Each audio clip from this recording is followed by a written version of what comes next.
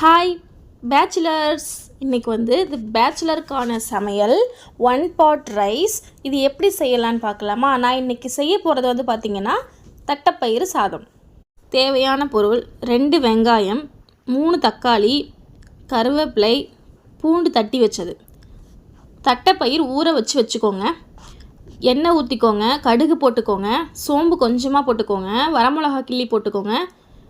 போட்டுட்டு வெங்காயம் கட் பண்ணி வச்சுருக்கோம்ல, அந்த வெங்காயத்தையும் நம்ம எடுத்து போட்டுக்கலாம். வெங்காயம் நல்லா வதங்கணும்.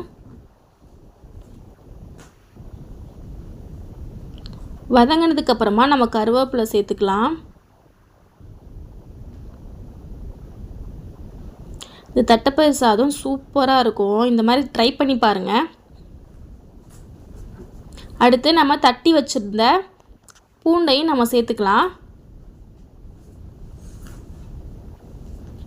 பூண்டு சேர்த்து நல்லா வதங்கினதுக்கப்புறம் நெக்ஸ்ட்டு தக்காளி சேர்த்துக்கலாம். தக்காளி 3 தக்காளி நான் எடுத்து அது கட் பண்ணி வச்சுருக்கேன். தக்காளியை சேர்த்துக்கலாம். தக்காளி சேர்த்ததுக்கப்புறமா நான் கொஞ்சமாக சால்ட்டு சேர்த்துக்கிறேன். சால்ட்டு நான் கொஞ்சம் இந்த இடத்துல எதுக்காக சேர்க்குறேன்னா, தக்காளி நல்லா வதங்கிடும், அதுக்காக நான் சால்ட்டு சேர்த்துக்கிறேன். ரைஸுக்கு பார்த்திங்கன்னா லாஸ்ட்டில் சேர்த்துக்கலாம்.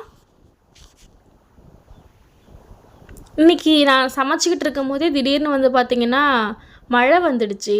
ஆனால் மழைக்கும் இந்த சாப்பாட்டுக்கும் சூப்பராக இருக்குங்க. இந்த மாதிரி செஞ்சு சாப்பிட்டு மட்டும் பாருங்கள், சூப்பராக இருக்கும். பிடிச்சிருந்துச்சுன்னா நான் செய்கிற மாதிரியே நீங்கள் செஞ்சு பாருங்கள். அடுத்து பிரியாணி தூள் போட்டுக்கலாம்.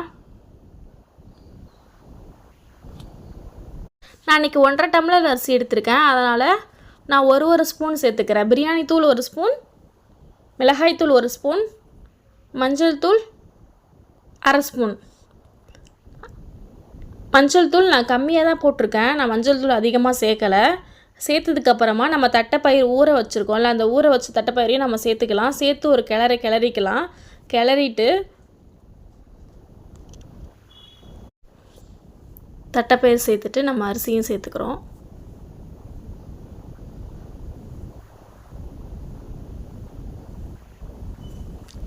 இதே மாதிரி நீங்கள் ட்ரை பண்ணி பாருங்கள், சூப்பராக இருக்கும். அரிசி சேர்த்ததுக்கப்புறமா அதுக்கு தேவையான அளவு நம்ம தண்ணி ஊற்றிக்கலாம். தண்ணி ஊற்றி எல்லாத்தையும் மிக்ஸ் பண்ணிவிட்டு நம்ம மல்லித்தலை தூவி அதை மூடிக்கலாம். மூடிட்டு நம்ம ஒரு 3 விசில் விட்டு இறக்கிக்கலாம். சூப்பராக இருக்கும். இந்த மாதிரி ட்ரை பண்ணி பாருங்கள். இதுக்கு ஆனியன் ரைத்தாவும் எக்கும் வச்சு சாப்பிடுங்க, சூப்பராக இருக்கும். பாய்.